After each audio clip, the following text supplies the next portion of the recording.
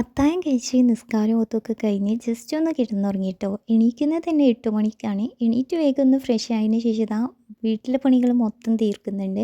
അടിച്ചുവാരലും തുടക്കലും ഒക്കെ കഴിഞ്ഞ് ലാസ്റ്റ് ഇതാ നമ്മൾ വേഗം മക്കളെ കുളിപ്പിച്ച് സ്കൂളിൽ പറഞ്ഞേക്കുന്നുണ്ട് കേട്ടോ. അതിൻ്റെ കൂടെ ഞാനും കുളിച്ചിട്ട് ഇതാ മോളെ അങ്കലവാടിക്ക് കൊണ്ടാക്കാണ്. ആദ്യം തന്നെ ഇഷുവിനെ സ്കൂളിലാക്കിയതിന് ശേഷമാണ് കേട്ടോ ഞാൻ അങ്കലവാടിക്ക് കൊണ്ടാക്കുന്നത്. ഇന്നും അങ്കലവാടി കൊണ്ടാക്കുന്ന സമയത്ത് കരച്ചിലും കാര്യങ്ങളൊക്കെയാണ് കേട്ടോ. ഇന്ന് മാഷാ അള്ളാ നല്ല കുട്ടിയായിട്ടാണ് കേട്ടോ പോകുന്നത്. കയ്യിൽ ബാഗ് ഉണ്ടായിട്ടാണോ അല്ലെങ്കിൽ ഫ്രണ്ട്സിനെ കണ്ടിട്ടാണോ എന്നൊന്നും അറിയില്ല. ഏതായാലും അവൾ നല്ല കുട്ടിയായിട്ട് എനിക്ക് ടാറ്റയൊക്കെ തന്ന് കരയാതെ കേട്ടോ. അങ്ങനെ നേരെ നമ്മൾ വണ്ടി എടുത്തിട്ട് വീട്ടിലേക്ക് പോകുന്നു കേട്ടോ. വീട്ടിലെത്തിയപ്പോഴാണ് ഫ്രണ്ടിൻ്റെ വീട്ടിൽ നിന്ന് കുറച്ച് കറിവേപ്പില കിട്ടിയിട്ടുണ്ടായിരുന്നേ. ആ കറിവേപ്പില ഒന്ന് കുപ്പിയിലാക്കി വെക്കട്ടെ എന്ന് വിചാരിച്ചു കേട്ടോ. നല്ല ഫ്രഷ് ആയിട്ടുള്ള കറിവേപ്പില തന്നെയാണ് കേട്ടോ കിട്ടിയിട്ടുണ്ടായിരുന്നത്. നല്ല ഇല നോക്കി എടുത്തിട്ട് നമ്മളൊരു ബോട്ടിലാക്കി ഫ്രിഡ്ജിലേക്ക് വെച്ചിട്ടുണ്ട് കേട്ടോ.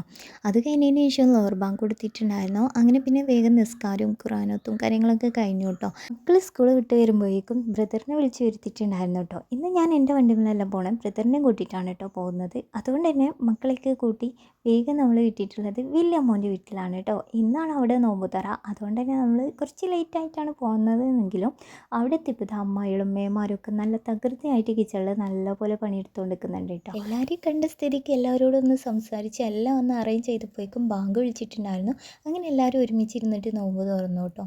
അപ്പോൾ എന്നെ ഫോളോ ചെയ്തിട്ടില്ല, ഫോളോ ചെയ്യാം. Okay bye.